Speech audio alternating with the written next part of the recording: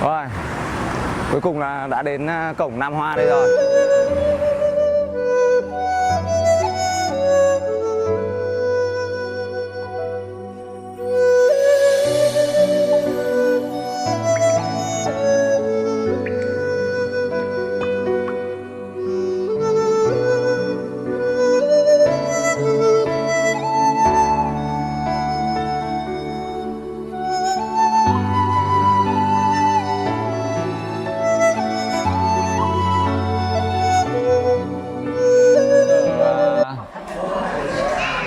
Như vậy là tôi đang ở ga Cát Thủ của tỉnh Hồ Nam.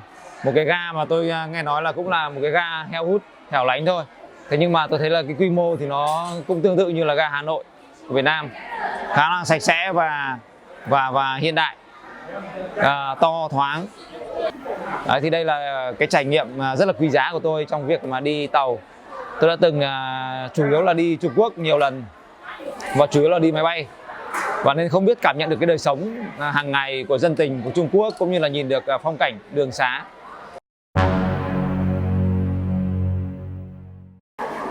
Thế à? Dạ, tàu lâu phết nhà anh nhỉ. Tưởng Trung Quốc dạo này phát triển đến nào chứ thế này đó, chết. Thì ga này cũng là ga tỉnh lẻ thôi, nó như Việt Nam thôi mà. Vâng, dân lại còn không nói được tiếng Anh nữa. Mua sắm sợ quá.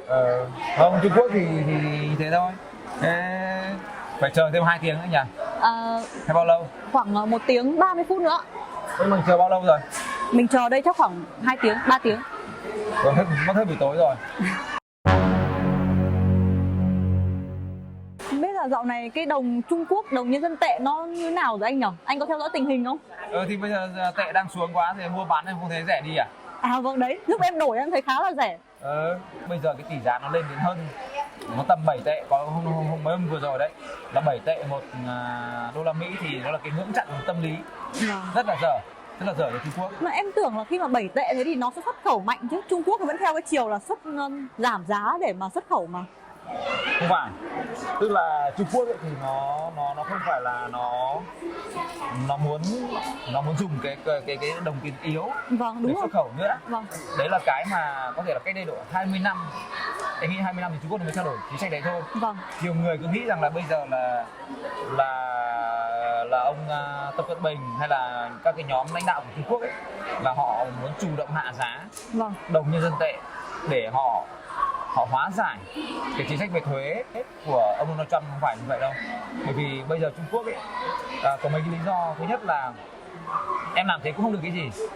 Bây giờ ấy, cái xuất khẩu của Trung Quốc ấy, thì thực ra nó phụ thuộc vào thị trường và nó nằm trong cái cấu trúc về cái chuỗi giá trị toàn cầu rồi. Tức là tôi đến đây tôi sản xuất, tôi xuất khẩu sang như này, nó thành cái cấu trúc rồi. Tất nhiên là giá rẻ hơn thì bao giờ cũng là lợi hơn. Nhưng mà Trung Quốc bây giờ không ưu tiên cái việc đó, cái việc mà giá rẻ thông qua thương mại đấy, bằng là giữ một đồng tiền là ổn định về giá trị và là tương đối là mạnh, chẳng hạn là mạnh lên, nếu mạnh lên được.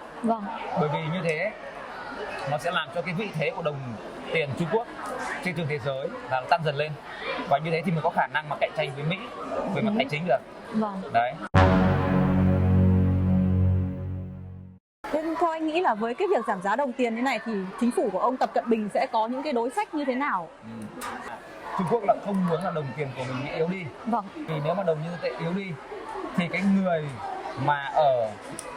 nhà đầu tư ở Trung Quốc, bất kể là ai, thì họ muốn chuyển đổi cái tài sản của họ sang đồng tiền khác để họ rút ra khỏi Trung Quốc ấy, thì họ sẽ thấy là họ càng chuyển đổi chậm thì cái tiền của họ, cái tài sản của họ nó ngày càng giảm xuống, càng mất giá càng nhanh, càng mất giá. Và như vậy họ phải càng cố gắng là đổi tiền sớm, tức là họ rút tài sản sớm ra, không có trong tương lai thì họ mất cái giá trị tài sản của họ. Và như vậy thì cái nhu cầu ấy về đồng đô la Mỹ, tức là tiền nước ngoài ở Trung Quốc ấy, nó tăng lên nhiều nữa. Và khi mà đồng đô la Mỹ có nhu cầu tăng lên ở trong Trung Quốc như vậy thì đồng tiền nhân dân tệ lại càng mất giá. Và như vậy thì nó thành cái vòng xoáy. Và như vậy thì để chống lại cái đó ấy, thì ngân hàng Trung Quốc chỉ có mỗi một việc thôi, còn một cái cách duy nhất là phải bơm dự trữ ngoại hối ra. Anh nghĩ là chính phủ ông Tập Cận Bình liệu có dùng những cái biện pháp can thiệp kiểm soát vốn thô bạo để các nhà đầu tư không thể rút vốn ra được không ạ?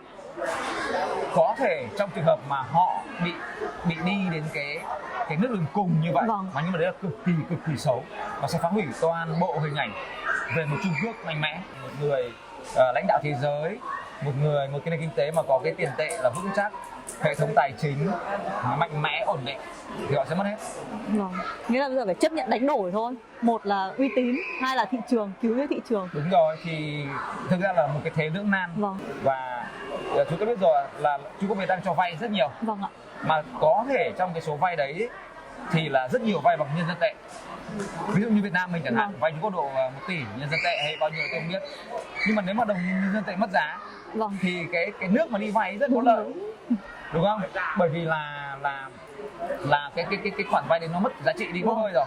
Còn cái thằng cho vay là thằng Trung Quốc ấy thì sẽ bị rất là thiệt, và thế nó rất mất uy tín. Vâng. Thế thì và mất quyền lợi cho chính họ nữa. Đấy thì đó là một trò chơi mà tôi nghĩ là hiện nay là Mỹ đang ở giữa cái thế thượng phong trong trò chơi này. Thế theo anh nghĩ thì cái cuộc chiến tranh thương mại nó còn kéo dài khoảng bao nhiêu lâu nữa? Và cái mức độ nào mới là cái tầm mà nó đỉnh điểm? Đấy thì về cái thời gian ấy, nhiều người cứ nghĩ rằng là nó chỉ là một cái cuộc cãi vã, vâng, cuộc xung đột giữa ông tổng thống Donald Trump hay là với ông Tập Cận Bình hay là ở một những nhà lãnh đạo. Vâng. Nhưng mà anh nhìn này thì anh nghĩ rằng là nó là một cái cuộc chiến mà lâu dài đấy, bởi vì nó là vấn đề khẳng định cái vị trí siêu cường số 1 bá chủ thế giới và tạo lập cái cấu trúc trật tự thế giới với một cái nước mà đang muốn ngoi lên để phá vỡ cái trật tự đó. Vâng.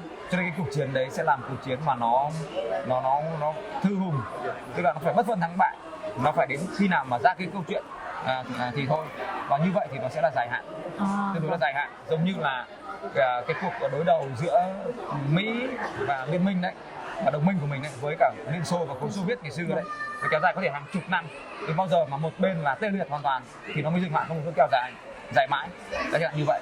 Nghĩa là thị trường tiền tệ thì vẫn chưa phải là điểm kết thúc của Mỹ, đúng không ạ? Chưa. Tất cả những cái này thì chỉ là một sự khởi đầu thôi. Vâng. Đấy, và thời gian chưa biết thế nào, tương lai chưa biết thế nào. Đấy là cái điều rất khó nói trước. Vâng. Tàu có vẻ sắp đến ga rồi, thì chúng tôi sẽ chuẩn bị phải lên tàu để đi về Nam Ninh. Thế các bạn, theo quan điểm của các bạn thì là như thế nào? Có chia sẻ quan điểm của chúng tôi hay không, hay là có phản bác thì cho tôi biết ý kiến? Okay. Xin cảm ơn. Cảm ơn nhá. Xin chào.